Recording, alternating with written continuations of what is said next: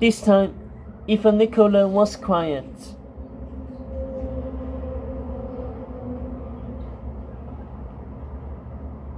Standing at the captain's wheel, Nicola gazed out at the pink and gold sky.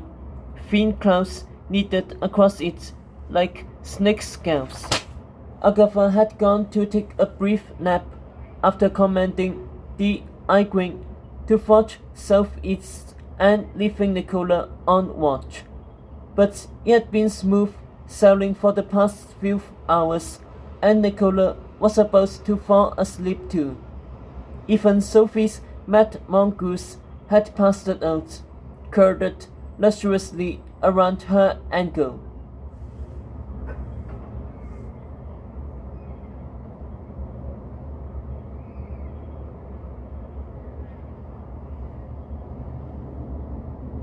Perhaps I should wake Agatha, Nicola thought. But the girl had sailed all night from Camelot, and from what the mongoose had told her, Agatha and Tedros had been having a rough time. Plus, Agatha had asked her to watch the ship, not Hester, not Annabelle, not William, and Nicola felt honored. The other crew silently nodded when Agatha had made this decision, as if the first year had already earned her place.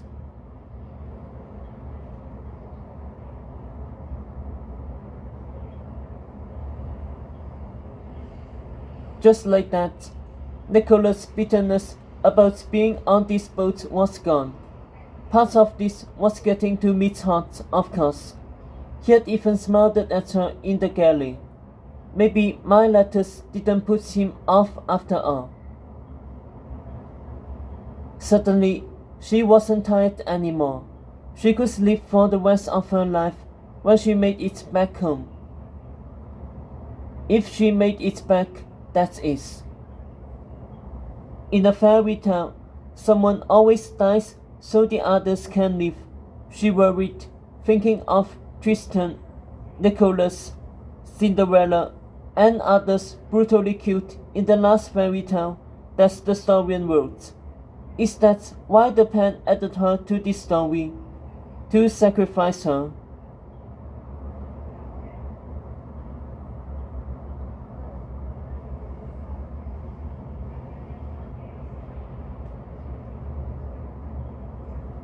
No way.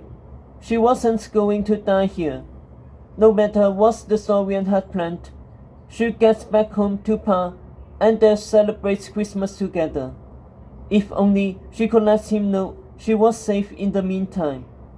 Then he could make the most of her stay here with those worry or guilt. But how to get a letter to Gafferden? Sophie would know, wouldn't she? The one person she didn't want to ask for favors.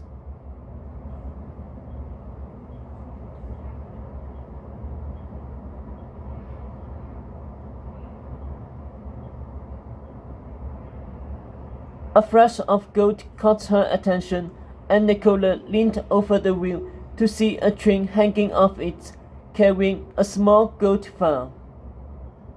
The quest map. She had seen Agatha and Sophie examining it earlier. Sophie had said something about Stoffel fixing the map so it tracked the quest accurately before Agatha had borrowed it from Sophie to study it closer.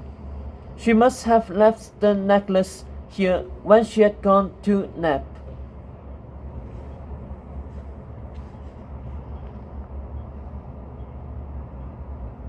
Nicola glanced back towards the galley. Through the windows, she could see William and Borden huddling over what looked like tarot cards, while the three witches were still in a secret meeting about how to find a schoolmaster on this quest. She had eavesdropped in the bathroom. No one was on the deck with her, and no one could see her if she inched behind one of the masts.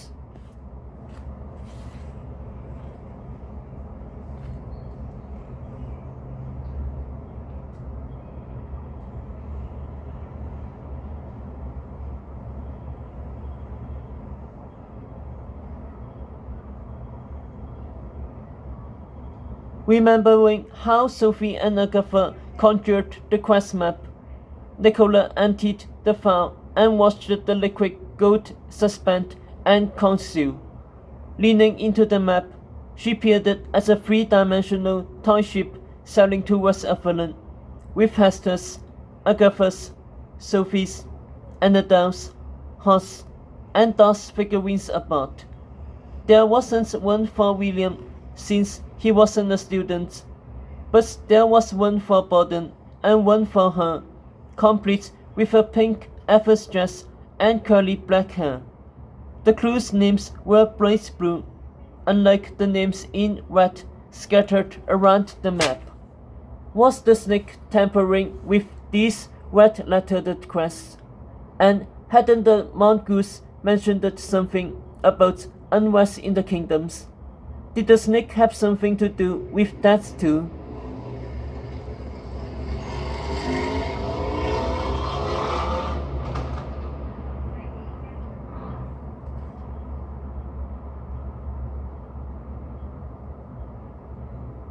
The answers were waiting in Avalon.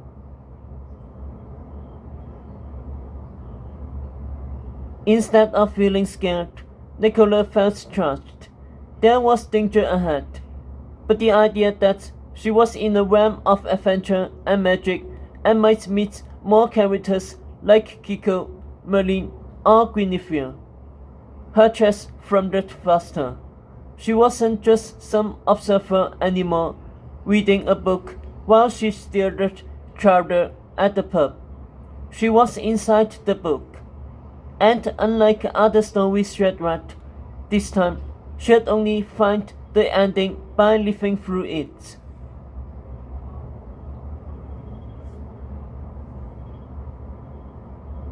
Nicola's eyes shifted back to the toy icon, gliding across the map. It was millimeters away from Avalon. If the map was right, she would sight land any moment. Barely a first year, and I've made you captain, a voice said behind her. Nicola's stomach dropped. Hot. She turned. Barely a fourth year, and they made you a professor, she said, adding nonchalantly. It could be worse. I was supposed to teach Evers too, said Todd. But Professor Dovey put a stop to that.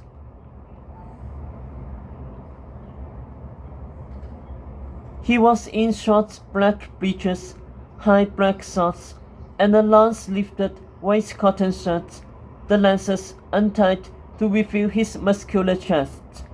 His cheeks had a rosy glow, as if he had just scrubbed them, and his black hair was wet and spiky.